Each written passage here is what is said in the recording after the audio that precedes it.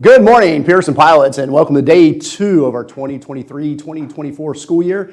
And day 1 was absolutely amazing. I entered education in 2006, and I never had a smoother end of day, first day of school ever than yesterday. So I want to thank all of our students out there and teachers that made sure everybody knew where their bus number was, how to locate their lanes, and everything else like that. Let's make day 2 just as well. Today, I'm going to introduce you to the 3 most amazing assistant principals in the county, in fact, I would say in the state and beyond. To my right is the one and only Miss Christy Langford. She is our 6th grade administrator. Standing tall and celebrating his 21st birthday today is our 8th grade administrator, the one and only Dr. Askew. And to his right is the amazing Miss Petit. She has done scheduling, and she's our 7th grade administrator. They all have some important things that they would like to mention to you today after I am done speaking to you. I just want to let you know again that our motto is aim high and fly higher, and we want you to do that in everything you do, from your academics to how you treat that peer next to you.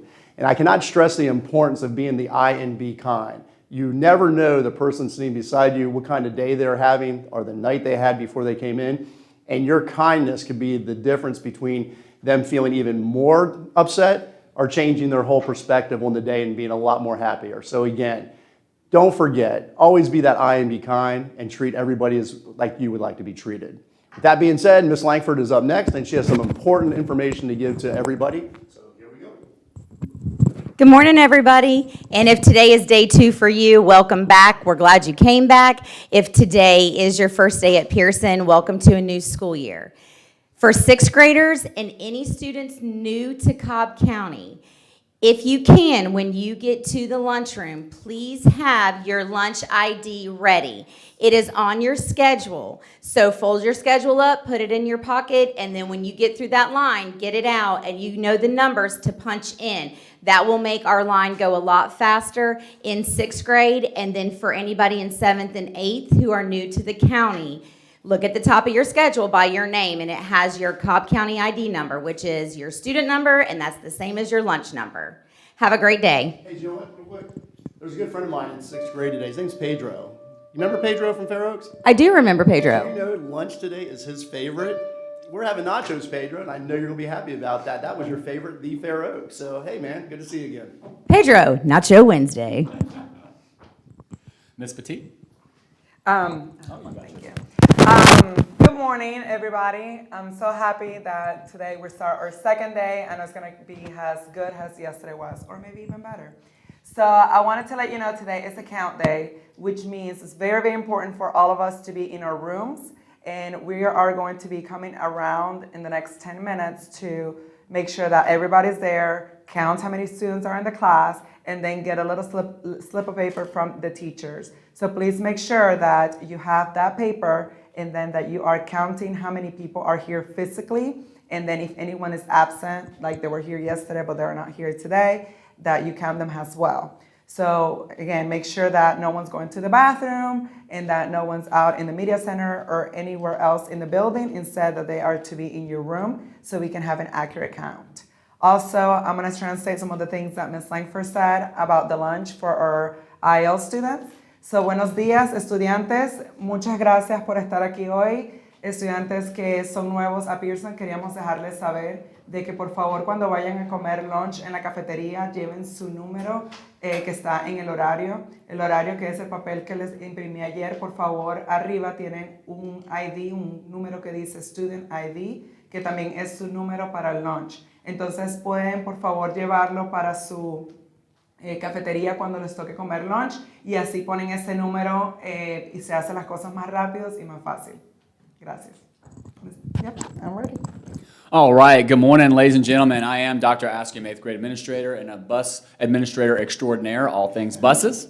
And so we had a great day with buses yesterday, but I do want to take a moment to talk about something that's very special, near and dear to my heart, but also something that I think I realized that's something that I think everybody deserves the respect on knowing and being taught, and it's not necessarily focused on. We all learn about civics. We all learn about different communities and different things in the 6th grade, and then you go into 7th grade and you learn about the other hemisphere of different nations and ethnic groups, and then in 8th grade you learn about Georgia history. But one thing that we tend to skip over that some people just don't know about is the importance of the American flag. That symbol represents, and as an American U.S. military veteran, it's very special to me, but what that represents beyond just being a veteran, what that represents is all of us that reside in the United States. That flag is a symbol, and the most important symbol that represents everybody's liberty that resides in the United States and abroad, but also most importantly, your rights. That's what it really represents. It really represents your rights and your freedoms in this great nation. Behind it, and you're going to have a civics lesson on this, and your teachers will be reiterating this in your class, behind it, all of the men and women who have sacrificed for that flag, and that represents all that we have that's in this great nation. And that's why it's important to respect it. With respect, a lot of our adults and young people in this nation sometimes haven't been taught what the proper etiquette is for a flag. And so we want to give you the respect of just at least letting you know what the etiquette is. So if you do want to stand up and respect it, what to do and how to do it. And so that's what we're going to be focusing on this year. So as you pay respect to it, if you do not want to stand, then you sit quietly and you're very quiet while the rest of the people participate in respecting the flag by standing, whether it's the Pledge of Allegiance, whether it's the national anthem. When you become young adults and you have kids of your own, you might attend a sporting event. You might attend a special ceremony, and they'll have the national anthem.